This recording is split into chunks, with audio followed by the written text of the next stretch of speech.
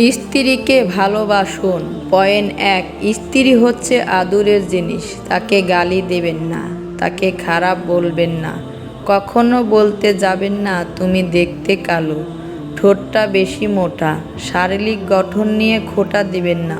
Point ২, কখনো রান্নার ভুল ধরবেন না। একটু লবণ কম হলেই বলবেন না যে তোর রান্না খারাপ, কোনো দিন ভালো খাবার পেলাম না। এটা রাসূল সাল্লাল্লাহু আলাইহি সাল্লামের সুন্নত। সব সময় প্রশংসা করুন, গালি দেবেন না, গালমন্দ করবেন না। পয়েন্ট ৩, যখন সে আপনাকে নিয়ে ঈর্ষান্বিত হয়, কারণ সে অন্য সমস্ত মানুষকে রেখে শুধুমাত্র আপনাকেই বেছে নিয়েছে। পয়েন্ট ৪, যখন তার কিছু দোষত্রুটি আপনাকে বিরক্ত করে, কারণ আপনারও অনেক কিছু দোষত্রুটি রয়েছে। পয়েন্ট ৫, যখন তার রান্না খারাপ হয়, কারণ সে ভালো রান্নার চেষ্টা করেছে।